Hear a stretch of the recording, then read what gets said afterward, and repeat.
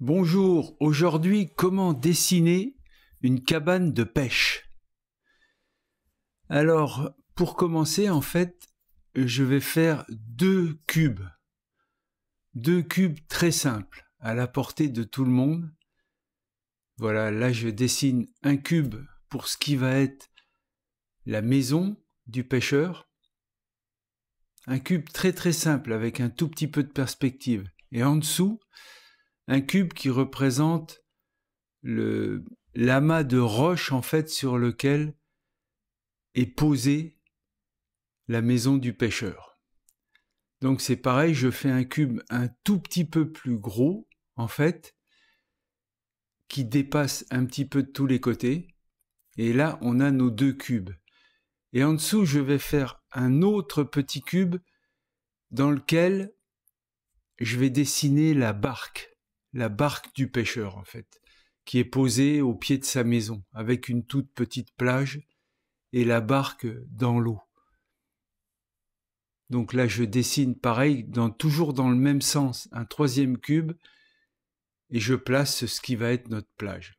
Voilà, avec trois formes simples, on a toute l'architecture de ce qui va nous servir pour notre dessin. Là, je trouve le milieu de notre cube en haut. En traçant juste simplement une croix sur le bord, je trouve le milieu et je commence à dessiner la toiture. Vraiment une toiture basique, très simple de ce qui va être la toiture de la cabane de pêche. Et pour que ce soit un tout petit peu plus fun, que ça représente vraiment bien une toiture, je vais la faire avancer un tout petit peu pour qu'elle protège le mur en fait extérieur de la cabane de pêche. Donc je l'avance un tout petit peu. Vous voyez, c'est comme si j'avais coupé dans ce cube en fait pour faire une maison très simple. Une fois la toiture placée, en fait je vais placer une fenêtre et une porte. Donc là encore une fois très simple, ce qui fera une porte et ce qui fera une fenêtre, basique. Dans le sens du mur en fait de mon cube. Et sur l'autre mur, le mur de gauche, celui qui sera un petit peu à l'ombre, une autre toute petite fenêtre. C'est pareil, je l'oriente en fait exactement dans la même orientation du cube, pour donner un tout petit peu de profondeur, mais vraiment simplement. Puis là, je vais placer une toute petite cheminée sur la petite maison de notre petit pêcheur. Voilà, vraiment une cheminée, pareil, simple, en suivant les sens de notre cube. Là, je donne un tout petit peu d'ombre, en fait, sous le dessous de l'avancée de notre toit, juste pour donner un tout petit relief. Et puis là, je commence un tout petit peu de détail, en fait, en mettant 3 montants en bois autour de la porte d'entrée de la cabane de pêche. Puis là, évidemment, la cabane de pêche, il faut imaginer qu'elle est placée sur un étage, quoi, sur une surface en bois, surélevée comme ça. Donc là, j'ai tracé la surface en bois. Puis là, ce qu'il faut faire, en fait, quand on dessine une maison un petit peu à l'ancienne, c'est incurver le haut du toit. Le haut du toit, on peut imaginer qu'avec les années, il s'est un petit peu affaissé et on lui donne une forme un peu affaissée. Puis là, je commence à faire des tuiles, des petites tuiles, en fait, pour symboliser une toiture.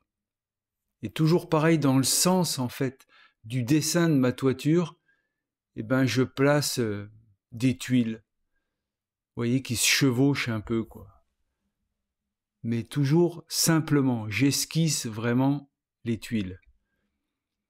Le but, c'est de représenter une toiture un petit peu à l'ancienne, pas complètement droite, mais qu'on voit quand même au premier coup d'œil que c'est une toiture. Et pareil, autour de ma fenêtre, je mets un entourage avec 4 poutres de bois qui maintiendraient ma fenêtre. Pareil pour la fenêtre du côté, en fait.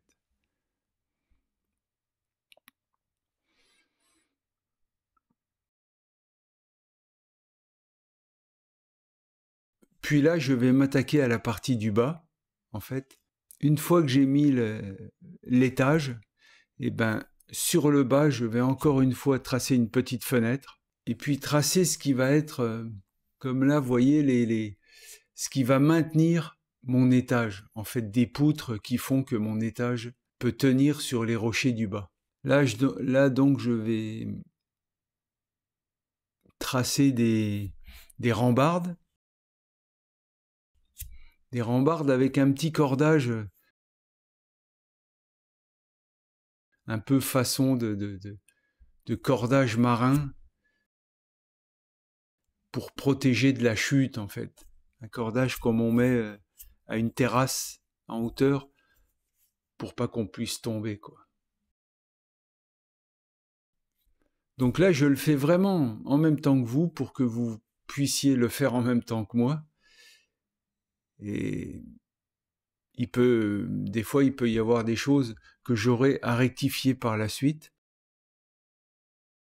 Là, je fais une porte, j'imagine une porte pour que ce soit un petit peu plus dynamique. Ben, je fais la porte ouverte vers l'intérieur de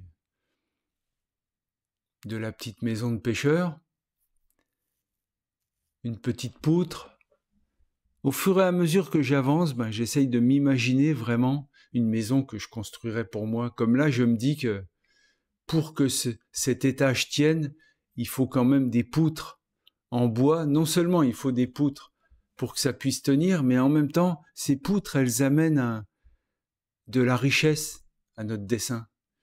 Parce qu'on place des éléments qui sont toujours dans le côté de la perspective de nos cubes du départ, mais qui amènent petit à petit de la richesse à notre dessin.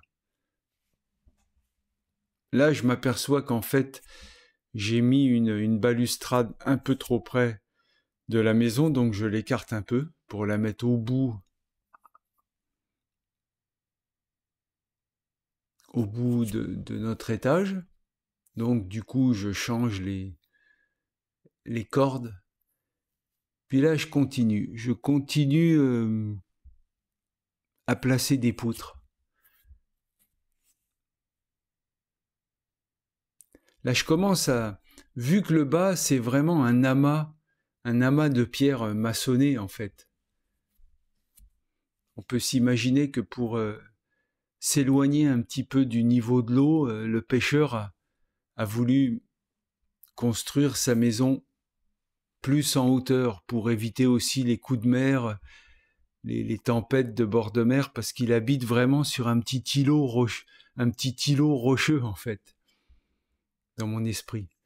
Et donc là, je commence à mettre des pierres, alors toujours pareil dans le sens du dessin de mes cubes du départ. C'est-à-dire que les pierres qui sont sur la gauche, comme je les mets là, elles suivent les traits de perspective de mon cube du bas. Puis là, je place des pierres. Pour pas que tout soit en pierre, comme je vous ai déjà dit dans d'autres vidéos, ben je mets un petit peu de végétation. La végétation, ça m'aide souvent à enrober mes dessins, c'est-à-dire à les faire respirer aussi un tout petit peu. Au lieu de mettre vraiment que des pierres ou que du bois, ben la végétation, ça égaye un peu le dessin. Et souvent à des zones qui vous paraissent peut-être un petit peu compliquées, où vous savez pas trop comment faire, ben un petit peu de végétation, ça passe toujours. Là, c'est vraiment ce que je fais. Puis je continue à placer mes pierres. Les pierres qui font l'angle, souvent il faut s'y attarder, parce que les pierres qui font l'angle du mur, c'est pas mal les plus importantes. Elles ont un côté vers nous et un côté sur le côté de la maison. Et celle-là, il faut vraiment s'y attarder.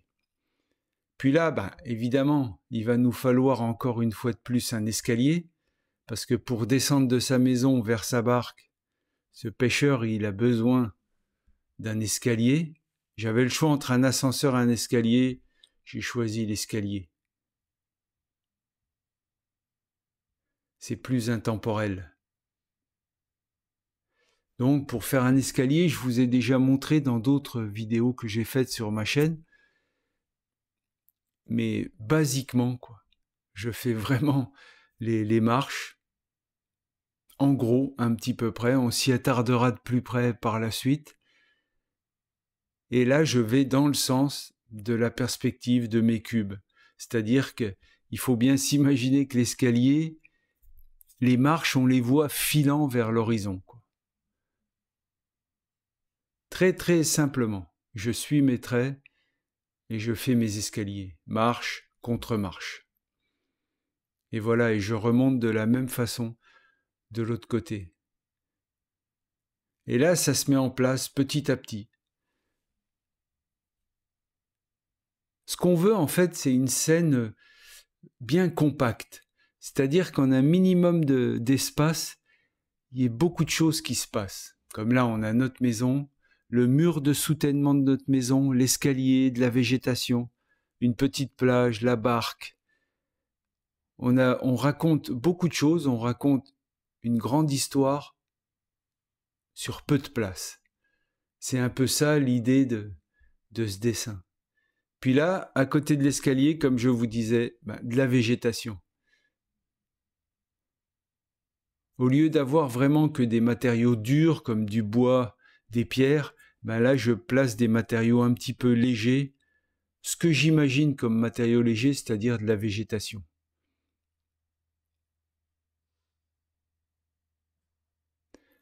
Et une fois que j'ai fait l'esquisse de mes escaliers, à la limite, les escaliers, c'est peut-être la partie la plus compliquée, entre guillemets, de notre dessin. Donc il faut bien faire attention à donner la profondeur voulue à nos escaliers, le sens voulu. Puis là, comme je vous disais souvent, je fais les contre-marches plus ombrées, plus foncées.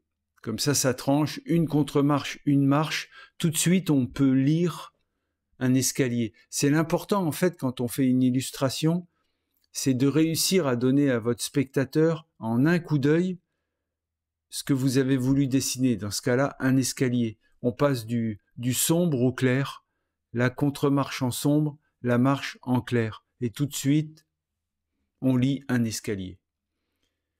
Puis là, je veux placer à droite ici des pierres, comme celles que j'ai fait à gauche. Donc je fais ce petit muret en pierre. Et au lieu de le faire droit, comme j'avais tracé mes cubes, je décide juste de le faire avec un petit peu de pente, si on veut, pour pas que tout soit trop droit. Mais c'est juste au bon vouloir de son dessin, quoi. Ça vient comme ça. Des fois, il n'y a pas beaucoup de questions à se poser. Je me suis dit, au lieu que tout soit droit, la maison est très droite, la barque va être quand même assez très droite, le mur de gauche est très droit, les rambardes sont droites, donc ce muret, ça serait peut-être bien qu'il ait un peu plus de volume, qu'il soit pas complètement droit. Et comme vous voyez, je commence à placer un tout petit peu mes ombres. On imagine que le soleil vient de la droite de notre dessin et que donc les ombres sont sur le côté gauche de la maison. Et là, tout de suite, on met un petit peu de volume dans notre dessin.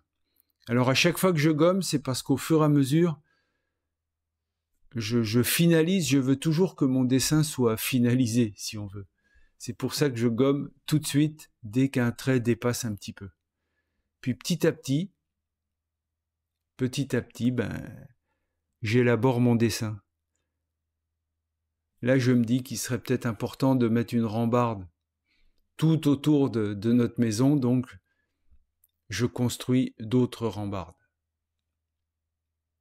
Vous voyez une rambarde très simple, c'est-à-dire une poutre sur laquelle on voit la face qui va dans le sens du côté gauche de notre maison et la face qui nous regarde. Très très simple, et toujours entre deux poutres, une sorte de cordage marine qui relie ces deux poutres. Et c'est ça qui protège de la chute. Très simple. Puis là, j'en mets une aussi sur l'arrière de notre maison pour vraiment qu'il y ait des poutres tout autour. Et en plus, encore une fois, vous voyez, ça ramène du détail à notre maison et c'est intéressant, ça amène du volume, de la perspective, de l'ampleur, si on veut, à notre maison. des détails, des choses à regarder. En fait, quand le spectateur regardera votre dessin ou ce dessin, il pourra s'imaginer en train de marcher autour de sa baraque, de regarder au loin l'endroit où il va aller pêcher demain. Puis là, je continue à mettre des poutres de soutènement qui doivent tenir en fait sa maison. Puis là, je place des ombres en imaginant qu'en dessous de la maison, derrière les herbages, il y a de l'espace. Donc là, je mets du noir, en fait, je crayonne en noir pour simuler cet espace. Là, je continue avec des herbages au pied de mes pierres, vous voyez, encore là, des herbages pour venir fermer des parties. Je ferme en fait des parties avec des herbages. C'est une technique comme une autre en fait. Et en plus, ça amène de la respiration, vraiment ça amène de la respiration à notre dessin.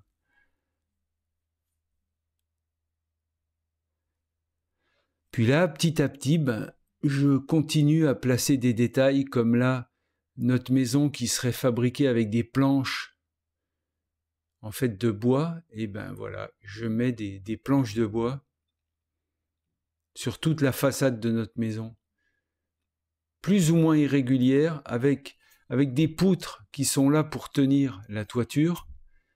Vous voyez, des petites poutres en fait qu'on imagine tenir toute la charpente de notre toiture. Encore une fois, pour amener des détails à notre dessin. Là, je noircis un petit peu plus l'intérieur. Ça raconte une histoire aussi, le fait que j'ai ouvert la porte d'entrée. On peut s'imaginer que notre pêcheur, par exemple, vient de rentrer ou va sortir. Ça anime le dessin. Je pense que c'est comme ça qu'il faut faire. Il faut penser à l'histoire qu'on veut raconter et animer autant qu'on le peut un dessin qui est statique à l'arrivée, mais qui, si on y place des petits éléments, juste comme ça, la porte ouverte de la maison, elle réussit à dire beaucoup de choses sur notre dessin fixe, quoi. Et en bas des escaliers, pareil, des rambardes pour la protection de la descente ou la montée des escaliers. Et en plus, je rajoute la troisième dimension. Quand on met des rambardes autour des escaliers, on marque bien du volume à notre maison. Comme on peut voir, notre maison, elle n'est pas complètement de face, elle est légèrement en volume, elle regarde vers l'horizon.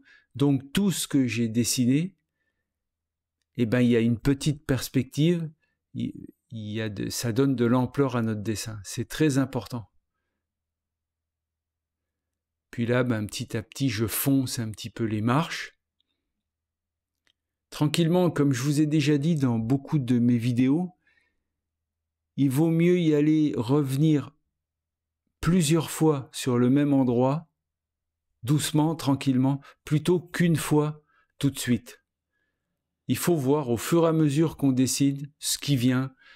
Comme là, je me dis qu'il y a un petit endroit ici où je peux placer, par exemple, des lumières que le pêcheur emmène sur son bateau quand il part récupérer ses filets la nuit. Donc je dispose de petites lumières. Puis ici, je continue les rochers qui vont venir sur le bord de ma petite plage imaginaire en fait. Une plage que je borde par des petits rochers qui plus tard se reflèteront un petit peu dans l'eau. Vous voyez, je dessine des rochers. Alors c'est pareil, dans mes vidéos, vous pouvez voir comment dessiner des rochers simplement. Ça, c'est une vidéo qui exploite un peu ces rochers pour voir ce qu'on peut faire avec des rochers dans la vie, quoi faire comme autre sorte de dessin. Une fois qu'on sait dessiner nos rochers, il y a tout un tas de sujets qu'on peut dessiner. Puis là, je décide de mettre quelques planches de bois sur ce qui va représenter notre petite plage. Et petit à petit, je détaille toutes les choses. Je place des ombres sur tous les côtés gauche, en fait, des murs de notre maison. Je les mets à l'ombre. Alors, j'appuie pas trop mes ombres. je les appuie au fur et à mesure. Puis là, je peins ce qui sera peut-être notre mer, ou les bords de l'eau. Et là, pareil, je fais une croix sur ce dernier cube pour placer le centre de l'avant de notre barque, une croix sur le dessus de notre cube pour aussi trouver le centre. Et une fois que j'ai découpé mon cube en parties, je vais pouvoir tracer ma barque assez simplement. Comme vous voyez, je pars d'un bout à l'autre bout, et en m'aidant en fait des centres que j'ai trouvés, je viens dessiner les entourages de ma barque. Une barque très simple, mais que je veux réussir à mettre en volume assez simplement. Voilà, je fais le bord de ma barque et l'autre bord de ma barque. Je lui donne un tout petit peu de volume et elle est vraiment inscrite dans ce cube.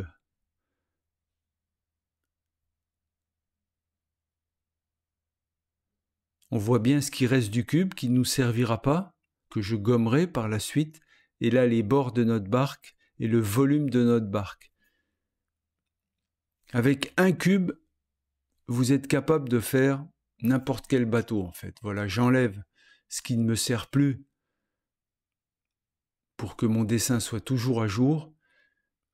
Et là, j'ai au moins les contours d'une petite barque qui n'est pas le sujet principal de notre dessin, mais qui est quand même un objet important. Et là, une fois que j'ai fait les contours de ma barque, je lui imagine un intérieur avec des sièges en bois où s'assied le pêcheur et l'ossature de ma barque, en fait, avec les bois qui composent l'ossature de ma barque. Un tout petit peu d'ombre à l'intérieur. Et puis les bords de ma barque en bois qui sont, en fin de compte, pareil que comme est dessiné mon chalet, des planches en bois. La barque, on peut imaginer que la barque a été construite par le pêcheur comme sa maison. Puis là, les reflets de ma barque, pour donner de l'ampleur à mon dessin, je fais l'ombre de ma barque dans l'eau. Pour bien asseoir ma barque sur l'eau, en fait.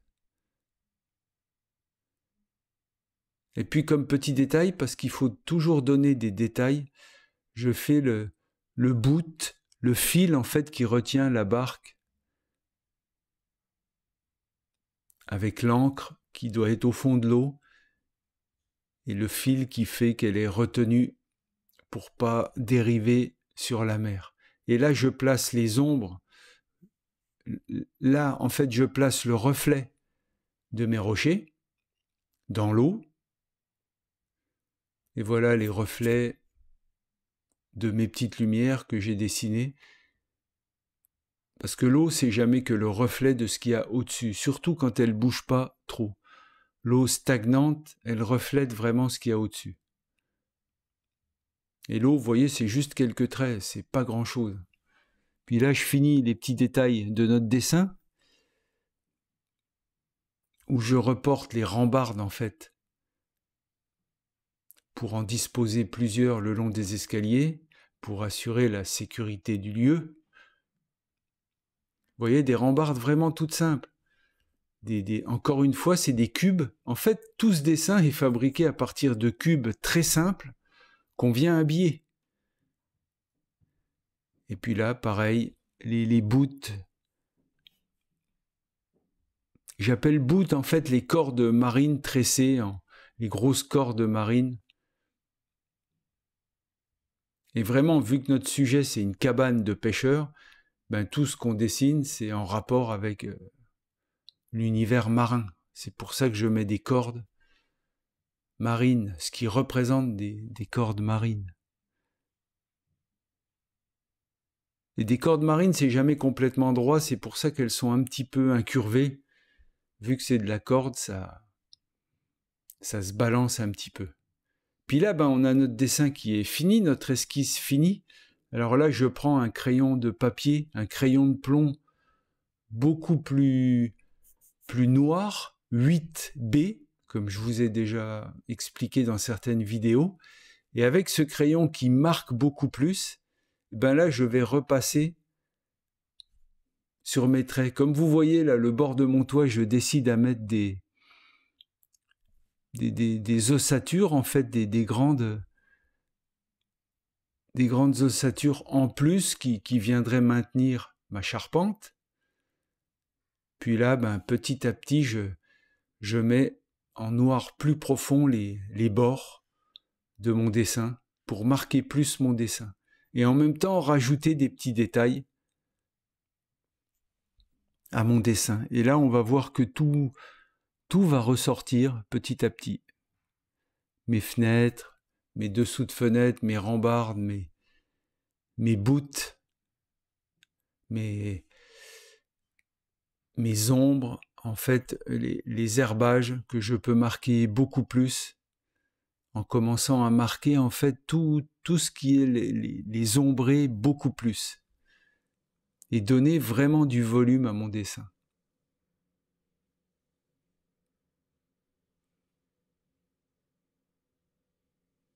Vous voyez, je marque les bords de ma toiture, ces fameuses poutres qui tiennent la toiture en fait, je les marque beaucoup plus. Évidemment, pour que mon dessin, pour que la vidéo ne dure pas des heures et des heures, j'ai accéléré un tout petit peu, mais rien ne vous empêche de la ralentir ou de re-regarder les moments. Autrement, elle aurait duré 2 ou 3 fois plus de temps. Là, je marque les tuiles, en fait, le dessus de mon toit. Alors, pas obligé de les marquer toutes. Vous les marquez éparses. En fait, l'œil du spectateur reconstruira ce qui manque à votre dessin. Et puis, c'est pas la peine de surcharger votre dessin. L'important, c'est qu'on sache qu'il y a des tuiles qui ont un petit peu vécu. Le fait de pas toutes les marquer, ça veut dire aussi qu'il y en a qui sont plus usées que d'autres. Et ça donne un peu un effet ancien à votre dessin. Puis vous voyez, je viens mettre en premier plan la rambarde, parce qu'elle est assez importante et elle donne du volume. Là, évidemment, je marque le mystère du dessin, l'histoire du dessin, en noircissant l'intérieur, un endroit qui n'est pas dessiné, mais on peut imaginer tout un tas de choses. Soit le pêcheur qui vient nettoyer ses poissons, ou réparer ses filets, ou vivre sa vie, tout simplement. Là, les fenêtres qui pourraient nous donner d'autres indices sur la vie intérieure de la cabane de pêche. Parce que si on pense à mettre en couleur cette cabane, ben on peut imaginer qu'on fera un dessin de nuit ou de jour, donc par ces fenêtres, il pourra sortir de l'éclairage, où on pourra voir des formes, ou alors peut-être que la bâtisse est vide et tout sera noir à l'intérieur. Après, on peut raconter l'histoire qu'on veut au moment de la mise en couleur, qui est encore une autre étape. Puis je continue à repasser avec mon crayon bien taillé l'étage, les rambardes, les poutres, en faisant attention de ne pas mettre ma main directement sur le dessin pour pas salir tout mon dessin. On peut aussi prendre une autre feuille de papier pour protéger le dessin de la paume de sa main, mais il faut bien faire attention à ça. Quand on dessine, de ne pas tout salir, surtout quand on en est au dessin crayon de papier, comme je suis en ce moment. Puis après, c'est tout un plaisir, en fait, le plaisir du dessin. Il est là d'imaginer ce qu'on veut. Donc on peut imaginer aussi que là où le toit descend un petit peu sur le bord de notre cube du haut, ben ça fait un peu plus d'ombre. C'est pour ça que sur le rebord du toit, je mets un petit peu plus d'ombre. Parce qu'évidemment, ça produit une petite ombre sur la maison. Et c'est tous ces petits détails qui, au fur et à mesure, font que votre dessin, ben, il prend de l'ampleur. Et les zones qui sont plus comme là, j'ai dessiné l'architecture qui tient l'étage, en fait. Et il y a beaucoup de zones qui sont noires parce que entre les poutres et derrière l'escalier, c'est noir, donc j'en profite pour les noircir, mais petit à petit, tranquillement, pour essayer de garder le plus de détails à notre dessin. Là, les marches, qui sont aussi un élément très important de notre dessin, je noircis les contre-marches, mais je fais attention de ne pas trop les noircir. Puis l'intérieur du support de notre maison, on peut imaginer que là-dessous, le pêcheur place ses filets, puis toutes les choses qui lui servent à la pêche, les bouées, les cordes. Là, c'est nos petites lumières que j'ai dessinées, on appelle ça aussi un fanal, une lumière qui peut emmener quand il va pêcher de nuit. Et vous voyez, je marque les zones sombres petit à petit, mais sans jamais tout marquer d'un coup. J'y vais au fur et à mesure. Là, les pierres, parce que le but premier de notre exercice, c'était comment utiliser, en fin de compte, les rochers qu'on a appris à faire dans d'autres vidéos, comment s'en servir dans la vie de tous les jours, quoi. Et dans ce cas-là, dans le support d'une cabane de pêche. Et vous voyez, je place vraiment le mur à l'ombre, et ce qui est encore beaucoup plus derrière le mur, dans une ombre beaucoup plus marquée. Là donc toujours mes rochers, j'oublie pas toute ma végétation que j'ai mis autour, qui viennent renfermer mon dessin dans un écrin de végétation, si on veut. Parce qu'en fait, là, on s'aperçoit qu'on a un petit îlot, comme une petite île, un peu imaginaire, sur lequel le pêcheur a fait son havre de paix. Et cette petite île, eh ben, il faut qu'elle soit refermée. Alors elle est fermée sur le côté droit par des rochers, un petit mur de rochers maçonnés, et du côté gauche, en fin de compte, par quelques arbres ou quelques herbages qu'on peut imaginer juste sur le côté gauche de la maison. Puis là, je continue à noircir l'intérieur de la cave de la maison du pêcheur, si on veut. Et il faut toujours que notre petite architecture, comme tous ces supports, là, toutes ces poutres qui soutiennent la maison, qu'on continue toujours à les voir. C'est pour ça que des fois, je donne un petit coup de gomme pour que ça ressorte. Vous voyez, on voit bien que les rambardes ressortent assez.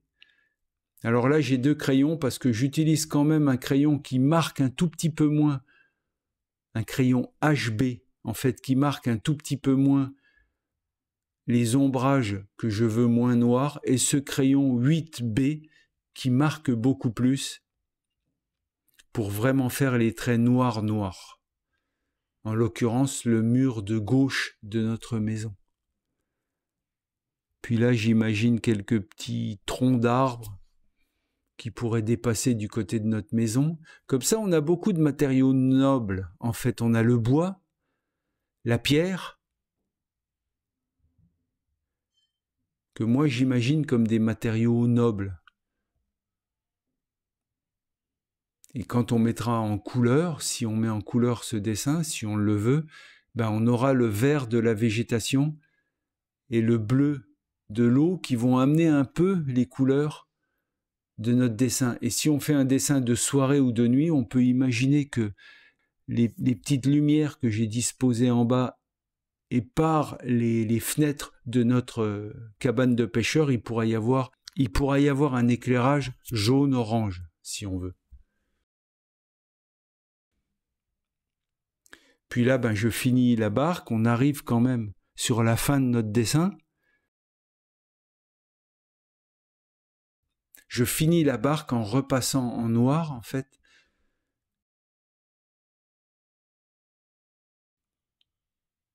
Et en plaçant bien les reflets de nos rochers, en fait, sur le bord de la plage, ici.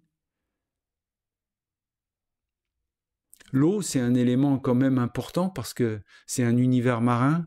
Donc cette eau, elle est très importante. Il faut quand même bien la symboliser. avec quelques traits, un peu estompés si on veut, mais c'est important. Et la barque que j'essaye de faire la plus précise possible, parce qu'il ne faut pas oublier que notre barque, c'est l'élément qui est au premier plan, vraiment.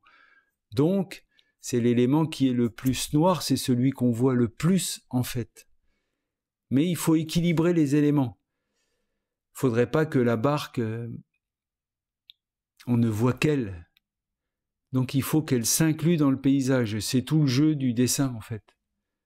Et au fur et à mesure qu'on fait des dessins et qu'on en fait, on arrive à équilibrer tout ça au mieux.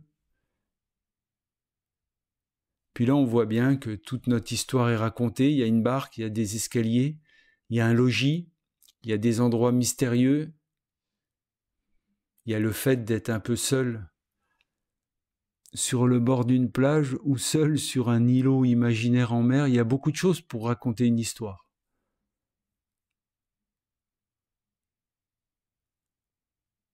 Les derniers détails.